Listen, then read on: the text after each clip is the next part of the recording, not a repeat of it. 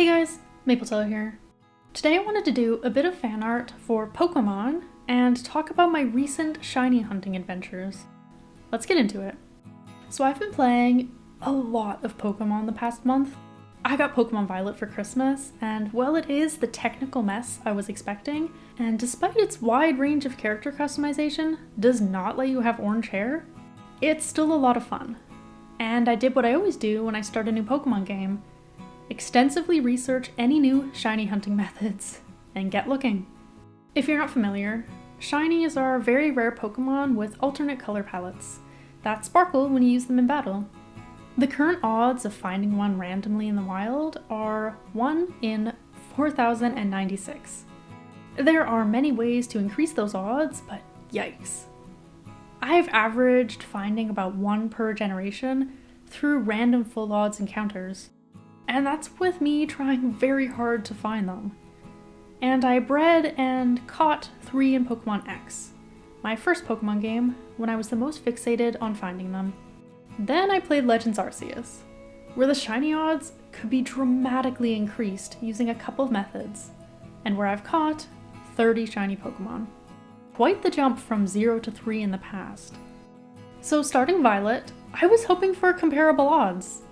And yeah, with a shiny charm and some sparkling sandwiches, you could for sure get some decent odds.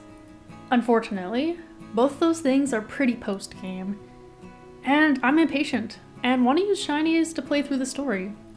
So I did my best with the game's mass outbreaks, large groups of Pokémon that appear every day that get your odds closer to 1 in 1,000 after you defeat 60 of them. Not great, but no problem. Okay, minor problem. I'm very used to the shiny search of Legends Arceus, where the Pokémon sparkle in the overworld and have an audio cue, and even a little sparkle next to their name. There is none of that luxury in Violet. The only way to tell if a Pokémon is shiny is by closely looking at each one until you come across unusual colors. Some having such minor changes in palette, it's next to impossible. Or trying to battle the Pokémon, where they do still have that sparkle animation. I definitely could have walked right by some shinies and never know. And that's devastating. It's crazy to me that they changed how this works. I made a very long attempt at trying to find a shiny Litleo, one of my favorite Gen 6 Pokemon that hasn't been in a game in several years, but unfortunately came up empty-handed. That said, I did have some luck. I've searched many more outbreaks and had 2 successes so far. I found an adorable shiny yellow Weasel and a shiny Gen 9 Capsicid. It was awesome to find a Pokemon I'd done a fair bit of searching for in the past, and a brand new one. My luck quickly faded after that. I must have looked at hundreds of Pokemon that week, hoping one would sparkle.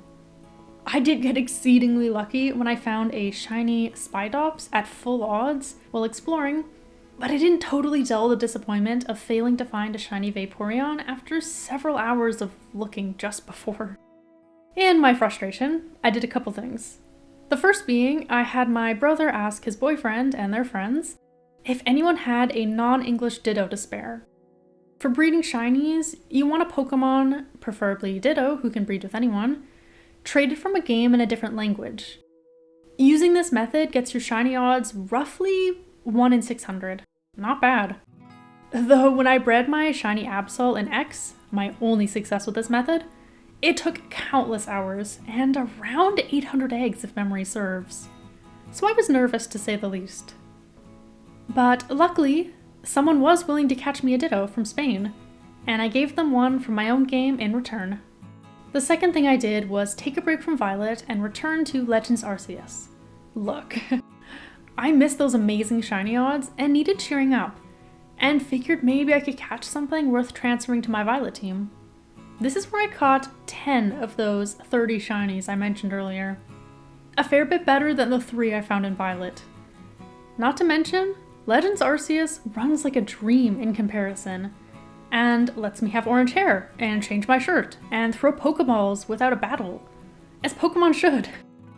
I had 2 full odds encounters with a shiny Golbat and a Glalie, which was very exciting. I hunted the rest from Legend Arceus's own mass and massive mass outbreak system. I much prefer it to Violet as it's more forgiving in terms of reloading your save if you mess up, and it isn't based on real time.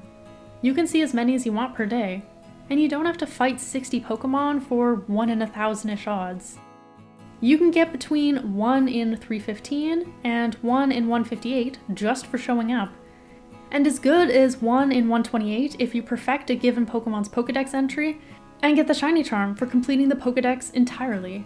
The latter being something I've never done, and was adamantly against doing here, as while there are only 241 Pokemon in this game, just catching them isn't enough. Anyways, pretty amazing odds with a bit of patience. With my next decision, it was going to require an immense amount of it. When I played the game when it first came out, there was one Pokemon I desperately wanted a shiny of. Hisuian Zorua, the one we're drawing today. This Pokemon is absolutely adorable, all on its own, and the shiny is even cuter. I had searched and searched for who knows how long, but eventually I had to move on and give up. Then in Violet, I was surprise trading and came across a non-shiny of this little guy, and it relit my obsession to find its shiny. I had around 75 hours in Legends Arceus a week ago at the time of writing this. Today, 105. Much of that time spent looking for this little guy or doing things that could help. Perfecting their Pokedex entry was no problem after how many I'd caught in my shiny hunting, and was well worth a small boost in odds. But it didn't help me find one. I flew back and forth from town to the 2 that spawn in icy caves, and to any outbreaks of them I could find. No sparkles. Nothing.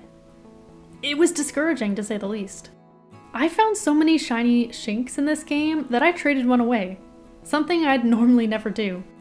And yet, I could not for the life of me find a shiny Zorua. It may be superstition, but I found the more that I want a specific shiny, the harder it becomes to get.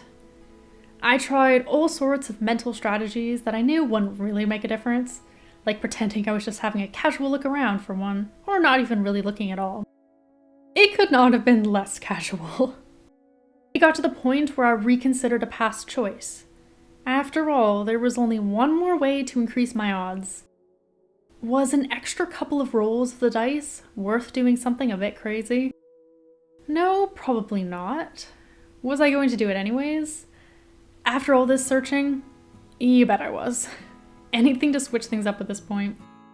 So I decided to go for the Shiny Charm. It's in most Pokemon games and requires the completion of the Pokedex, like I mentioned earlier. But in Legends Arceus, you have to catch every Pokemon as usual, and complete 10 points worth of tasks for all 241 of them. Tasks range from catching and defeating certain amounts of them, to feeding them, to seeing them do certain moves. I've long since caught every Pokemon, so how hard could it really be to finish up whatever tasks needed doing? Very hard, or at least very time consuming. I had many Pokemon's entries done, but had many left to do, around 80. Oh boy. I spent 3 days switching out team members for those 80 Pokemon a couple at a time, and checked off task after task. It was straightforward enough, but there were some bumps. Those bumps were Cherubi, Cranidos, and Munchlax, each with their special own little problem. Luckily, I'd already dealt with the madness that is the Spirit Tomb quest a few days earlier, or else that would have been on that list too. I have seen far less Cherubi in this game than shiny Pokemon, which will give you an idea about how hard they are to find. They are only found in shaking trees, and only in a handful of them, and only appearing occasionally. I'm low-key still traumatized by having to find my only 2 for a side quest. After much soaring around, I got pretty lucky and found one, then watched it used Absorb a couple dozen times and evolved it for a completed entry. Cranidos was also a difficult spawn, and I'd unfortunately evolved my only one. It only spawns in space-time distortions, which are events that happen if you stay in one area for long enough and basically don't do anything. Pretty tricky when I'm bouncing around at 1,000,000 miles an hour and fighting everything within reach. So I made myself stay still for maybe 10 minutes and just enjoyed the view, and listened to my girlfriend tell me about their day. A distortion quickly formed, and I found my Cranidos and got to work with it. The hard part was over.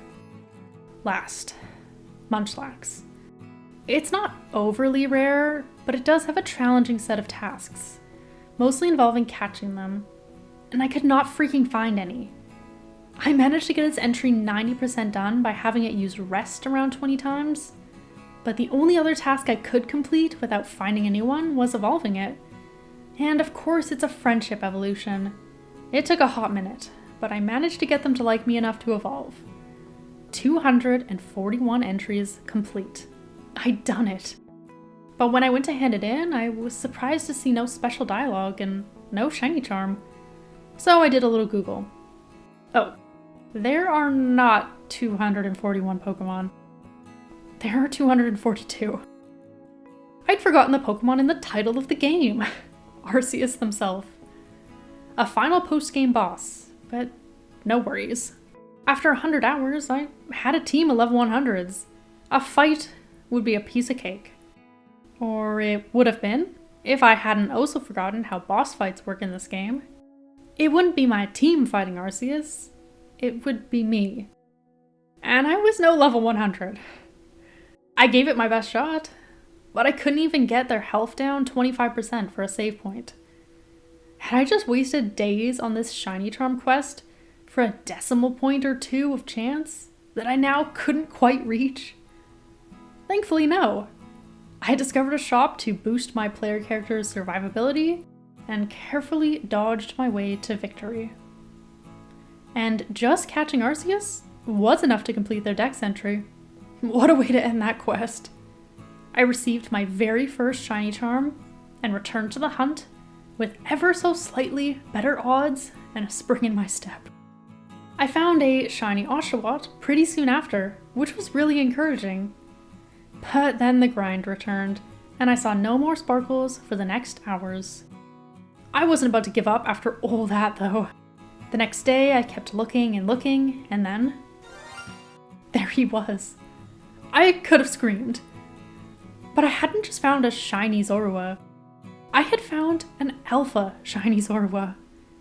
Alphas are giant versions of Pokemon, and finding a shiny one of them is extremely rare. It was a first for me after 29 regular-sized shinies. I literally could not believe my eyes, or my luck. I named him Yuki after one of my favorite movies, Wolf Children, as my non-shiny is called Ame, also from said movie. I finally had my not-so-little guy, and was free from my near-endless shiny hunt. Thanks for watching! Shiny hunting is a little bit of a special interest for me, if you couldn't tell.